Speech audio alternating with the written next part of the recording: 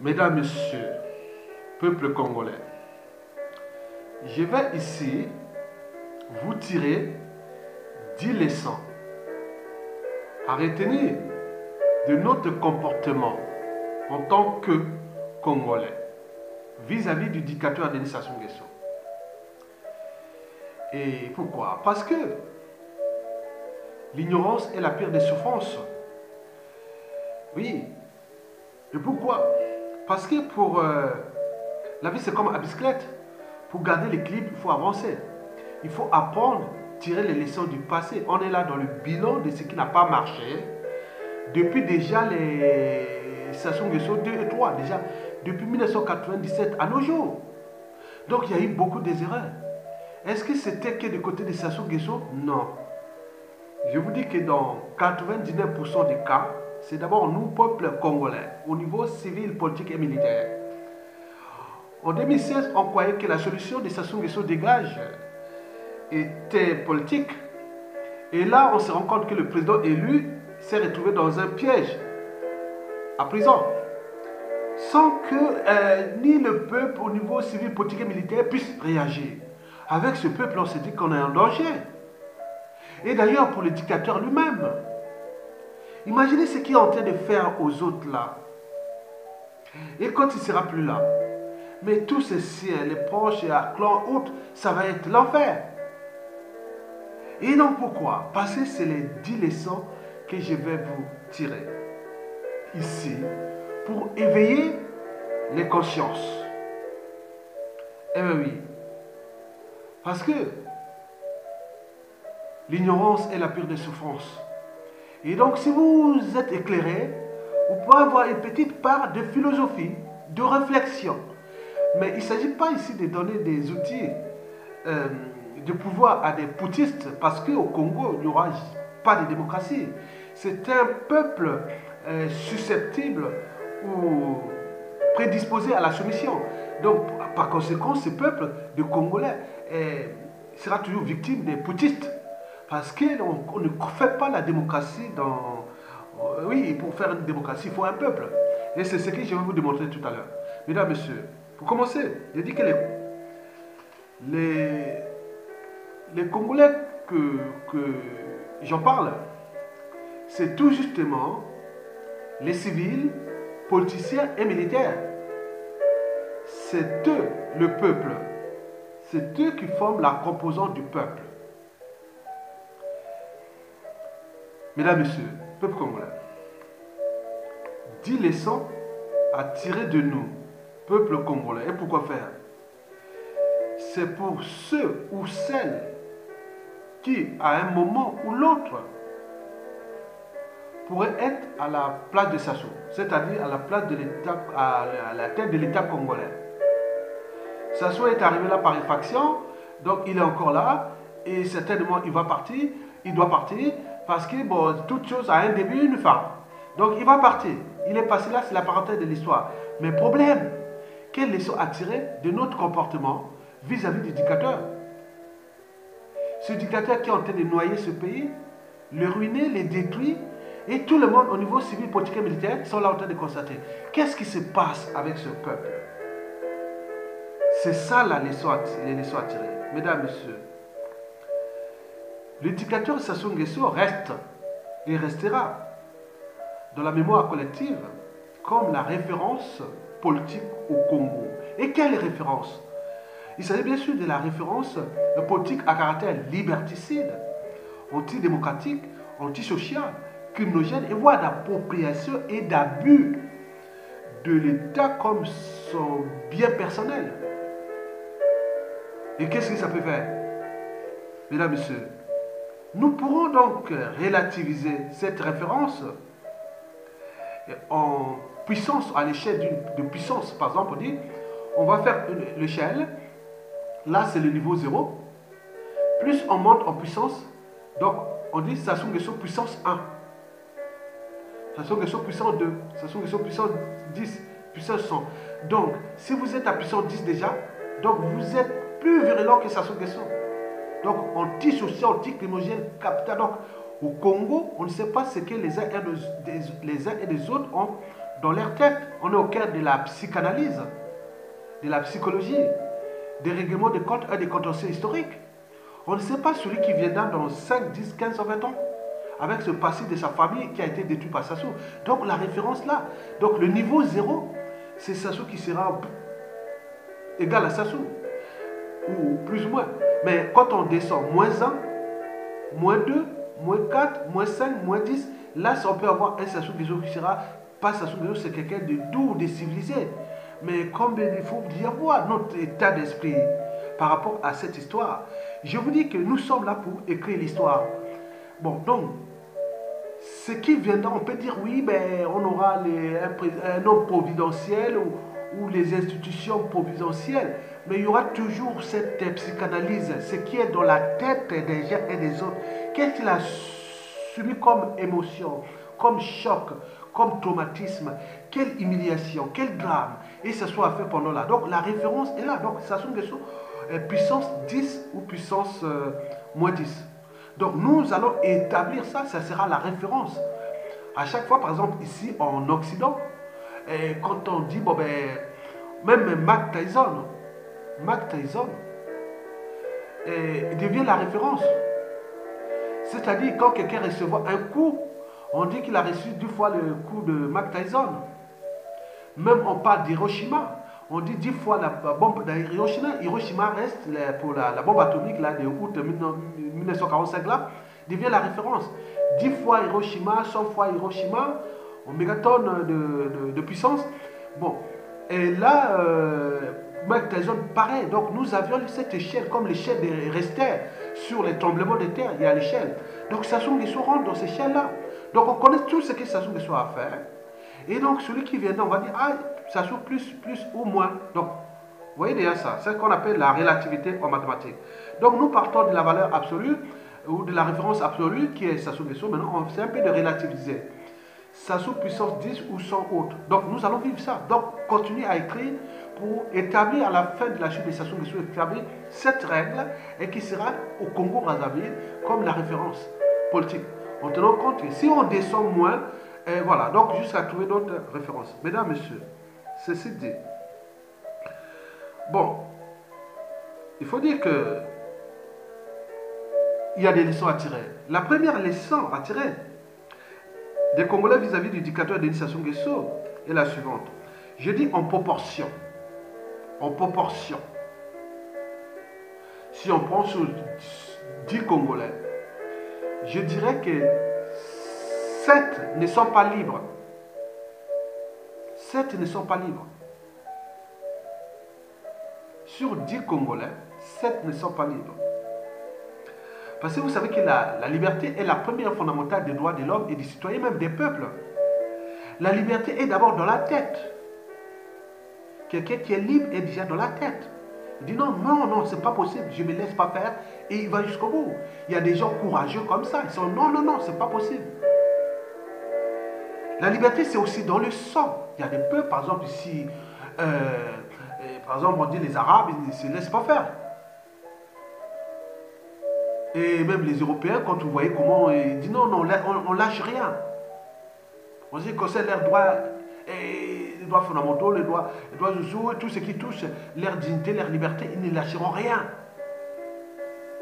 Mais nous on dit tika, tika, tika, laisse tomber, laisse tomber, laisse tomber. Et depuis la nuit des temps.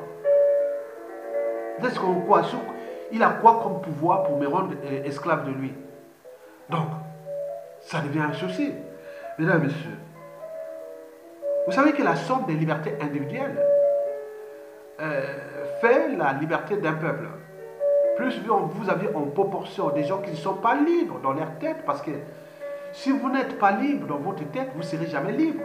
Les peuples qui sont libres, c'est les peuples qui ne se sont pas laissés faire. Il arrive une situation, il s'indigne, et après il se suture, il s'organise et il agisse. Mais nous, on est là dans l'indignation. Donc, la liberté, c'est dans le sang. Nous, on dit, oui, nous, on n'est pas comme des blancs. Oui, très bien. Regardez comment ils se battent ici. Malgré les conditions de vie avancées, mais c'est pas tout. Ils bousculent les hommes politiques. Mais nous, on est là, on attend... oui, vous avez tout compris. la liberté aussi, elle est intergénérationnelle parce que nous n'avions pas transmis les valeurs de liberté, de dignité, de justice, du cadre de vie qui part de l'école primaire, collège, lycée, université, au niveau de la société, on transmet des valeurs, il y a des lieux de commémoration de la mémoire collective, on connaît le but de la condition humaine et essentielle, on se bat, j'ai droit à l'eau, le minimum vitaux, j'ai droit à l'eau, à la nourriture et autres, mais sur quel droit le monsieur là peut-il me priver de ça? Un être mortel comme moi. Mesdames et messieurs, nous savons que Sassou Nguesso sont en train de maltraiter ces Congolais sur tous les plans, souffrance, esclavage, même leur emprisonnement, assassinat et tout. Mais les gens ne sont pas capables de se révolter. Et j'ai discuté d'ailleurs avec une résistante ici, en région parisienne. Elle m'a dit, mais pourquoi les Congolais ne se lèvent-ils pas? Je dis, non, mais ce n'est pas la condition sociale, même esclavagiste, même quart-monde qui vont se révolter. Parce qu'il y a d'autres indicateurs anthropologiques qu'il faut tenir compte. Il y a des indicateurs socio-économiques et culturels qu'il faut tenir compte parce que sinon ça se saurait. Donc, au niveau civil et militaire, personne ne veut prendre ses responsabilités pour le mettre hors d'état de nuit. Mais rien du tout. Donc, la situation est d'ailleurs, la situation n'est d'ailleurs pas que congolaise. On trouve la même situation au Gabon. On l'a vu au Cameroun avec l'emprisonnement de Maurice Kamto au même titre que Jean-Marie Michel Mokoko. Mais nous, on préfère du biol, c'est sous la France Afrique. Attends, qu'est-ce que ça peut faire? Si c'est ça, tant mieux. Le moment venu, vous allez faire pareil, puisque c'est ça.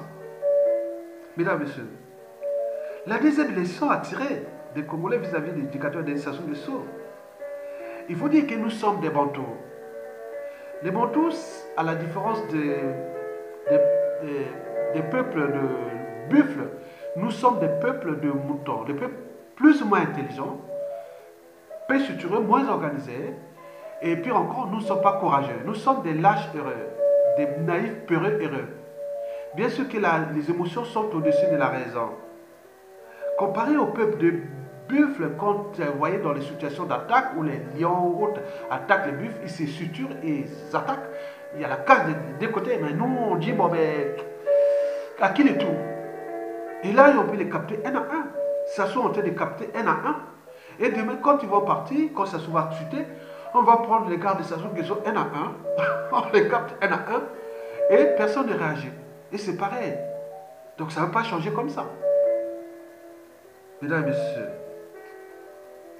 peuple congolais, la quatrième leçon à tirer, la troisième que se dit, la troisième leçon à tirer est tout justement que nous sommes des peuples quelque part un peu comme conditionnés, entraînés, et certains sous emprise. Donc nous sommes quelque part prédisposés à la soumission, sans se rendre compte. La quatrième raison à tirer des Congolais vis-à-vis du dictateur de Sassou Nguesso, ouais, il faut dire que nous ne sommes pas un peuple.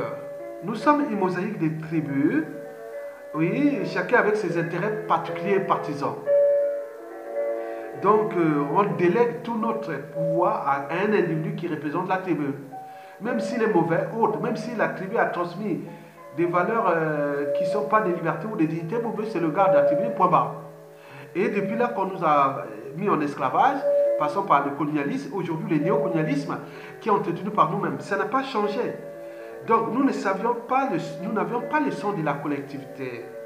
Nous n'avons pas le son de l'intérêt général. Quand on est au pouvoir, on a toujours tendance à privatiser le bien commun.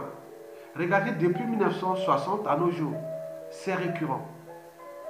Et tous les pionniers de la indépendance, quand ils parlaient de colonialisme à l'époque, il y avait déjà au Congo, il y avait déjà les facteurs, les postes, il y avait tous les tableaux d'administration. Mais là, il n'y a plus rien. On voit partout. Donc il y a un mode d'organisation sociale et que nous ne sommes pas capables liés à nos éducations culturelles qu'il faut aussi parfois révisiter et dire non, il y a quelque chose qui n'a pas marché. Bon, nous, Congolais, on n'est pas un peu parce que c'est des individus et seulement qui ont en commun le fait d'être Congolais, quoi. Sinon, il n'y a pas de... On n'a pas un socle de valeurs à partager ensemble en tant que peuple congolais. Par conséquent, ce type de peuple, c'est du caviar, du pain béni pour ceux qui souhaitent diviser et détruire les gens. Et donc, ce qui se passe pour le cas Sassou Nguesso. Sassou Nguesso en train de tout diviser, tout faire ça. C'était bazar. Mais celui qui viendra, il pourra s'attaquer à un qui est intelligent. Je dis que je ne donne pas des outils à ceux qui veulent détruire ces gens-là. Non, je fais pour qu'on puisse réfléchir. Et je dis qu'au moment qu'ils sont en train d'abuser des Congolais, et quand tu vas partir, quand les gens vont venir s'abuser d'eux, eh bien, ce sera pareil. Vous verrez que ça ne changera pas. Donc, les moutons sont comme ça. Mesdames, Messieurs, peuple congolais, la cinquième leçon à tirer des Congolais vis-à-vis des dictateurs, c'est qu'il se pose le problème du pouvoir. Le pouvoir est individuel. Je suis un pouvoir. Je vous dis qu'il y a une femme qui parlait dans une folle congolaise, ou je ne sais pas, non, africaine, qui parlait dans la sortie de bouche du métro. Dieu est grand, Dieu est grand. Et il y a une personne qui a dit, oui, mais Dieu est grand, vous êtes aussi grande, madame. Il n'y a pas que Dieu, il y a vous aussi. Et oui, Dieu est sacré. Oui, mais vous aussi, vous êtes sacré. Le pouvoir est d'abord individuel. Et c'est la somme des pouvoirs individuels qui font le pouvoir d'un peuple. Et si les peuples ont délégué leurs pouvoirs à des gens qui n'ont pas le droit d'avoir ce pouvoir, on voit les situations actuelles. Nous avons légué ce pouvoir à soi-disant hommes politiques qui n'ont même pas été élus, n'ont même pas crédibles et autres, mais ils restent toujours là, hommes politiques, on les écoute. Le pouvoir, c'est vous. Au Congo-Brazzaville, tout individu, aujourd'hui, au moment où je vous parle, au 14 février 2019, tout Congolais peut prendre le pouvoir aujourd'hui, civil, politique et militaire. C'est pas là, vous êtes un pouvoir. Et souvenez-vous, c'est sûr, comme disait Marguerite Mead, ne doutez jamais qu'un petit groupe d'individus conscients et engagés puisse changer le monde. Historiquement, c'est toujours de cette façon que le changement s'est produit. Alors pourquoi vous léguez le pouvoir à soi-disant tel individu? Non, vous êtes un pouvoir. Moi, je suis un pouvoir. Donc, c'est ça le problème. Aujourd'hui, alors que nous, au Congo-Brazzaville, nous avons laissé quand même 70% à 80% laisser les pouvoirs à des, soi-disant, des institutions fictives qu'on appelle les sages de Sassou, d'autres des chefs de tribus, d'autres des partis ethniques et autres. Mais c'est du caviar. Un peuple comme ça, vous allez vous amuser pour les diviser, l'art de diviser pour rien.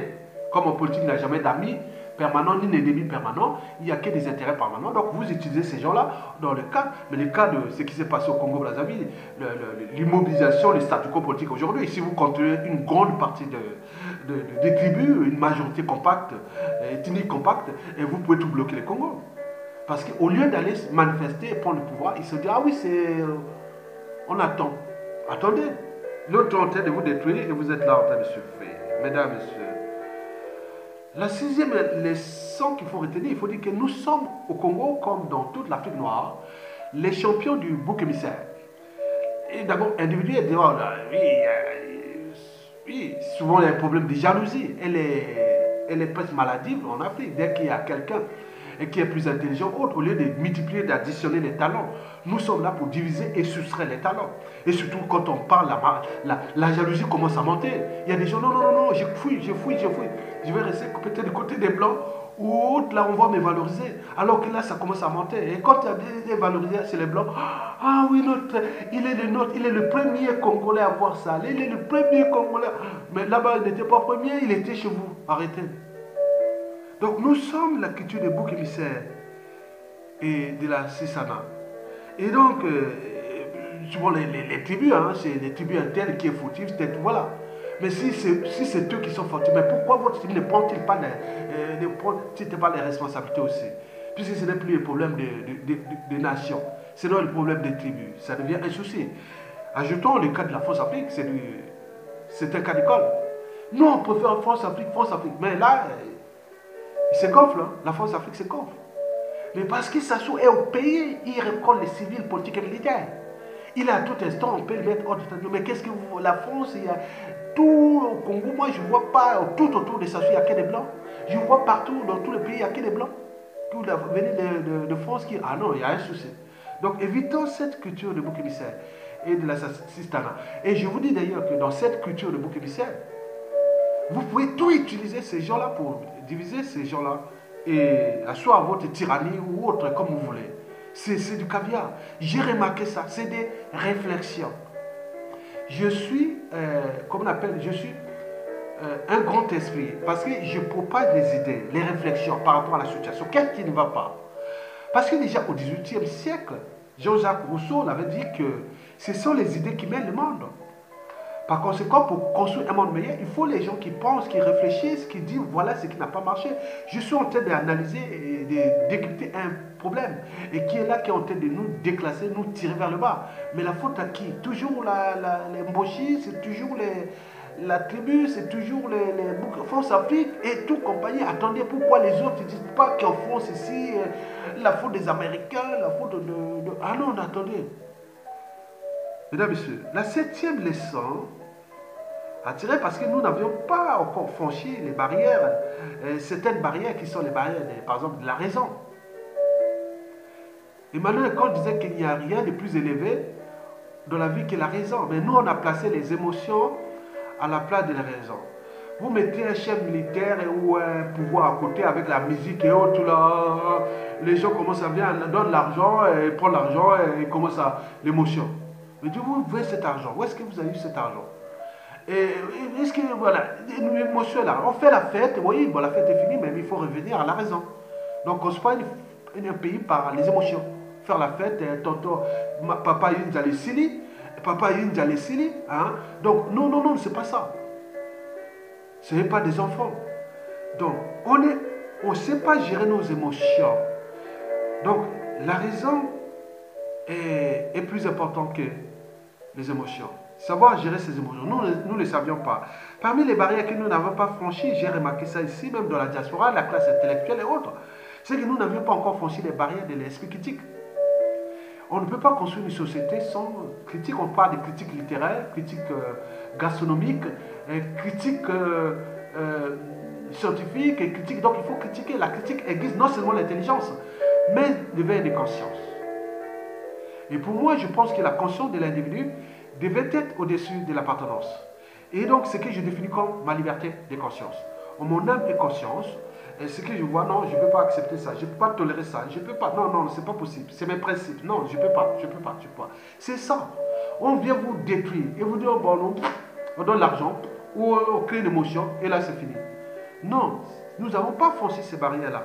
Dès qu'on a un pouvoir, souvent, quand quelqu'un vous a critiqué, c'est la mort. Pourquoi il y a tant d'exilés?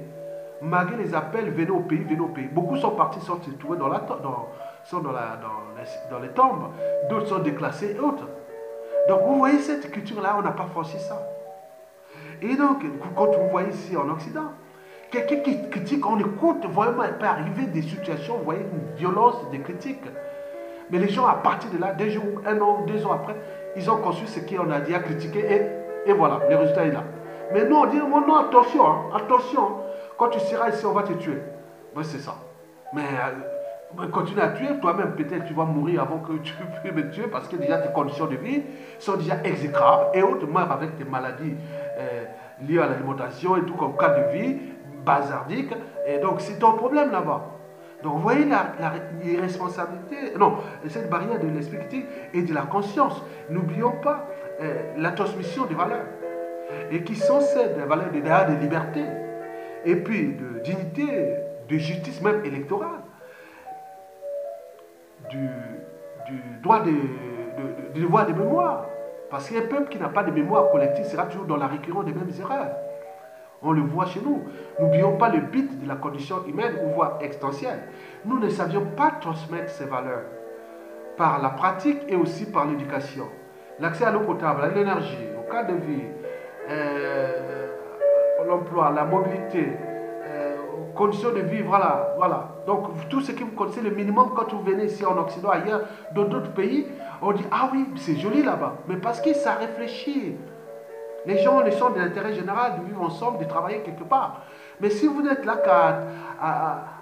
dans cette leçon déjà précitée, mais qu'est-ce que vous allez faire? Vous allez que rester dans la merde. Mesdames, Messieurs, 8e leçon à tirer. Bon, il faut dire que nous sommes un peuple qui est en crise de civilisation. Bon, on voit bien, nous sommes là, nous sommes un peu, on tenait un peu à ne se complaire qu'à la bêtise et à la médiocrité. On parle des occupations médiocres qui sont parmi la paresse intellectuelle, comme au Moyen-Âge. On parle des grilles de réveil qui sont devenues les auxiliaires du déclassement de la tyrannie. On parle de la paresse hygiénique. Regardez les marchés, l'alimentation, l'eau salubre et autres. Personne ne peut prendre ses responsabilités. Non, mais attendez, l'eau c'est la vie. Pour un seul truc, comme l'eau, vous n'êtes pas capable de vous entendre pour aller chasser le dictateur. Seulement pour l'eau, l'eau c'est... Prenons la nourriture, prenons ce qui est le socle. Vous n'êtes pas capable. Mais combien de fois quand tu ne seras plus là? Mais ça ne va pas changer comme ça. L'eau déjà est salue avec des enfants autres. Les soins autres, vous n'êtes pas capable. L'appareil hygiénique est là. Elle est dans l'alimentation, dans la médication, dans les cadres de vie, les marchés poubelles, bouillons de culture. Et personne ne veut prendre ses responsabilités. Civils et militaires, ils disent non, mais on s'est dit, même en désobéissance civile, ville morte, ou tout ça pour que les dictateurs sortent. Mais là, on est là. On s'est dit, faire ces trucs-là. L'Africain. Attends, c'est quoi cette histoire-là? Bon, je ne sais pas faire ça, mais il y a certains qui savent faire ça en Afrique. Bon, n'oublions pas aussi que nous avions ces problèmes de veillées mortuaires. Nous allons passer les nuits à veiller les morts et que de fêter la vie. Ici, c'est une culture qui est, je ne sais pas, mais donc, les gens, même ici on se demande, il est mort la personne, les gens arrivent là, le soir, toute la nuit, à veiller sur les morts. Non, on veille sur la vie. C'est une culture qu'il faut, voilà. Il faut, attends, je ne sais pas, mais attendez, la sorcellerie au mode d'affaires criminelles. Même une femme qui perd sa tête, par exemple, qu'elle a la maladie d'Alzheimer, ou quelqu'un qui a été traumatisé ou choqué, autre, il crie que c'est une sorcière. Et la personne, souvent, elle est brutalisée, sauvagement.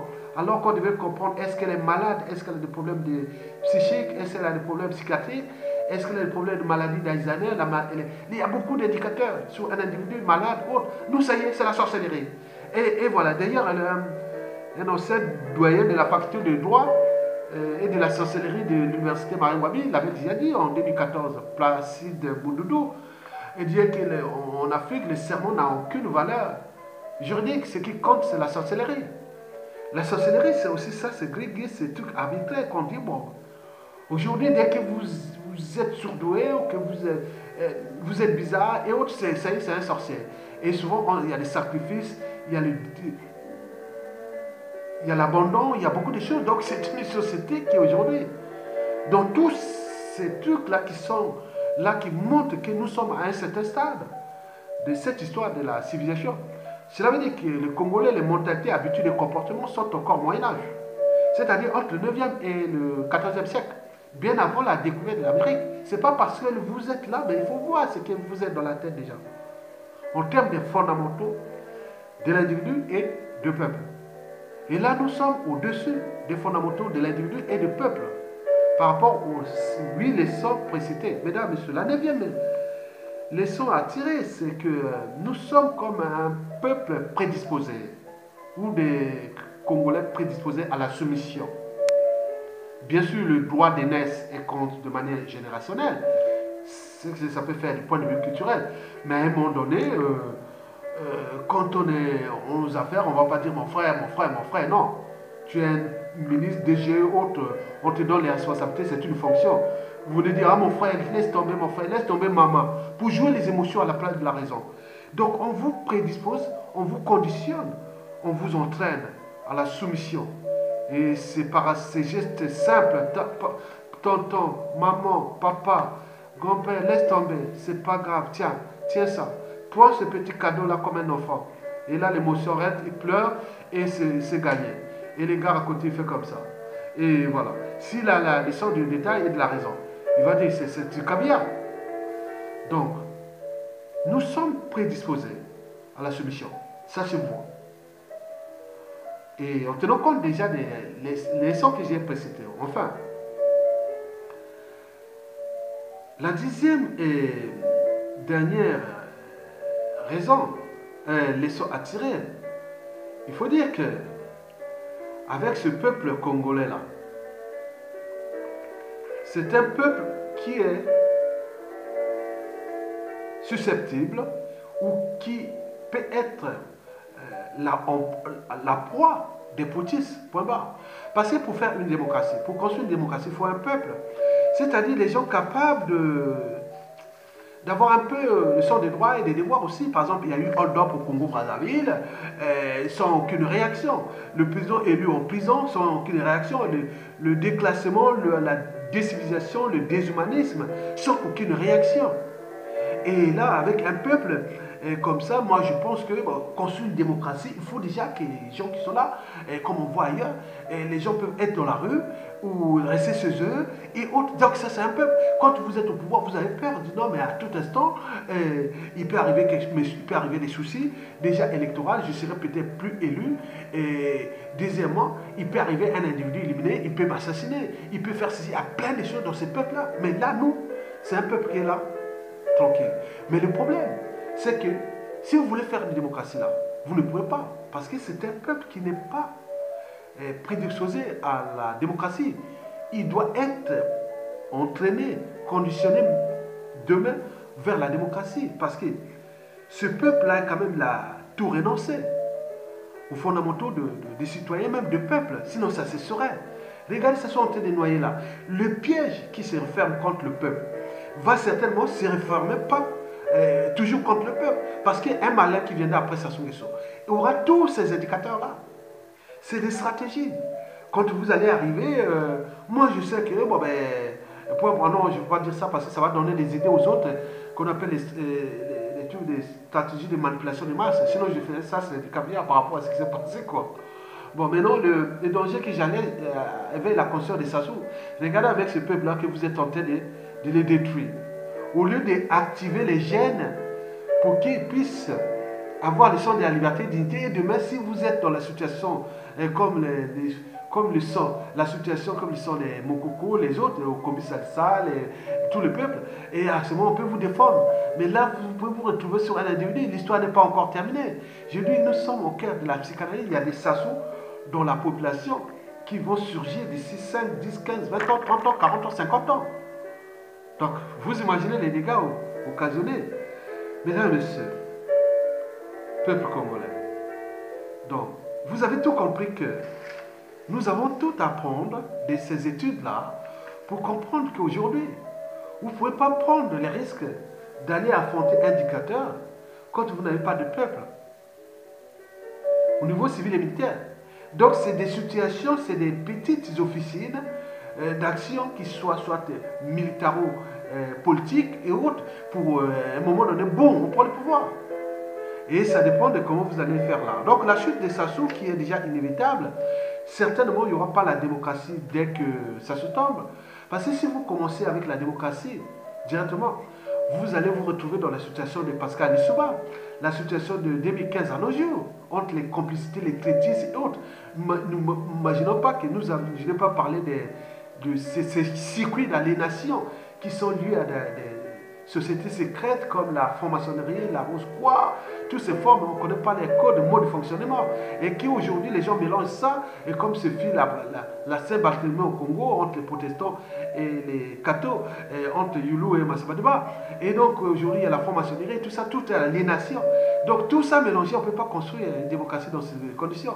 Donc il faut, au moment que ça se tombe, et ce sera une période de transition plus ou moins longue de la restauration de ce pays. Parce que ça sera très bénéfique aussi pour les Sassou Nguesso. Parce que c'est dans ce cadre juridique et sociopolitique d'ailleurs, économique et autres, nous pouvons, même du droit, le droit comme on voit dans les sociétés constituées, le respect des règles communes, des institutions, aussi surtout la dignité, les quartiers sacrés de la vie humaine et autres. Ce n'est que dans ce cadre-là que les Sassou Nguesso, la suite, vous pouvez être sauvés. Parce que si vous passez par, soi-disant, on passe par une dictature qui soit civile ou militaire, il est souvent dans l'ivresse du pouvoir et avec tous ces contentieux, étant donné que tout pouvoir au Congo il y aura besoin des gens du nord, du sud, de l'est à l'ouest. Or que là-bas, tout le monde a été à un moment ou l'autre victime de Sassou Nguesso. Mais si vous n'avez pas des gens qui ont l'esprit de synthèse, de réfléchir sur, comme on dit souvent, les civilisés, mais vous allez vous retrouver comme là, les Mokoko et tous les gens qu'on voit dans tout le bassin du Congo déjà.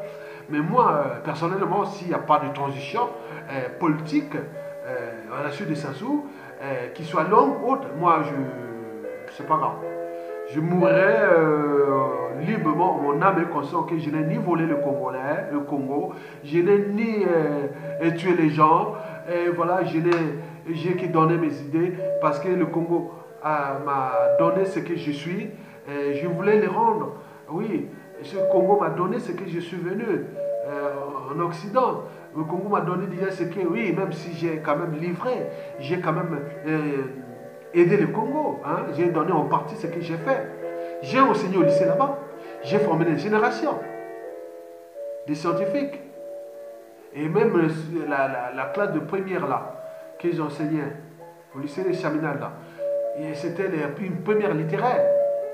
Mais avec les classes de première et terminale scientifiques. Mais les littéraires sont parmi nous. J'ai formé une génération. N'oublions pas ce que j'ai aidé politiquement au niveau de la faculté des sciences au pays. N'oublions pas ce que j'ai rencontré ici en France. N'oublions pas les informations que je donne pour le pays. Donc je contribue quelque part. Mes bagages ne sont pas perdus. Et je les déposés. Je suis en train de les déposer au bénéfice du Congo. Donc vous l'avez tout compris. Donc l'ignorance est la pire des souffrances. Mais il se fait que à la chute de Sassou Nguesso, les Sassou Nguesso doivent mesurer que vous pourrez vous retrouver dans la situation de mouton.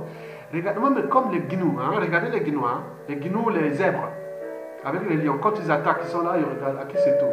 Et demain, ça sera comme ça. Un Sassou Nguesso, toi, ah, tiens, tel ex-Sassou Nguesso est là en prison, tel ex-Sassou Nguesso a été brutalisé, tel ex-Sassou Nguesso ce sera pareil. Donc d'éviter du pareil au même. Donc éviter du pareil au même, il faut construire les rapports de force pour que nous entrons individuellement et collectivement dans une transition longue où tout le monde va revenir ensemble avec un cahier de charge pour repenser le Congo de demain, où le pouvoir politique sera plus que jamais dilué. Parce que chez nous en Afrique, si on dilue le pouvoir politique, il y a moins en moins de gens comme Sassou. Il y a des gens plus ou moins sociaux. Mais aussi le pouvoir de l'argent, il faudra répartir la répartition des ressources, des richesses, pour qu'ils soient distribués dans tout le pays. Et là, comme ça, il n'y a plus de problème. Donc, nous devons établir ce cadre-là, parce que c'est d'abord notre pays. Il est notre pays. On ne va pas le laisser détruire par un être mortel qui a bien joué de notre anthropologie sociale, politique et culturelle que j'ai précitée à partir de ces 10 leçons que je vous ai tirées. Je n'aurais pu ajouter une cinquantaine encore de leçons à tirer. Il y en aura d'autres à tirer encore. Mais là, ça touche l'anthropologie. C'est que nous sommes humains congolais. Ce qui est dans notre corps, les gènes, le sang, et ce qui est de notre culture, de notre tradition, qui ne nous ont pas aidés. Nous ont construit des êtres soumis et ils ne sont pas capables de lutter pour leur propre dignité, liberté, justice et compagnie. On voit les problèmes, mais c'est une étape. Et nous y arriverons. Vivement la fin de la dictature, vivement la fin du goulag, et qui a annoncé Sassou va partir, doit partir. Et c'est Sassou Nguesso à son clan dit non, ah tiens, s'il y a une transition, on pourra sauver notre tour. Parce que le Congolais, c'est vous et nous. Le peuple, c'est vous et nous. On ne sait pas qui est dans nous, on ne sait pas. Il faut voir la proportion de Sassou et de Nguesso dans notre population. Il y en a plein. Même dans la diaspora. Les gars comme Sassou. Monsieur Sassou Nguesso, j'en ai rencontré des gens qui m'inquiètent. J'ai rencontré 2 du nord, 3 du sud. Si Sassou tombe, et si les gens là sont au pouvoir, barrez-vous. Barrez tout le monde. Parce que les gens disent que Sassou a fait ça, la communauté internationale a encaissé. Et pourquoi pas nous? C'est ça le danger. Nous voulons éviter ça. Vous l'avez tout compris. Et merci.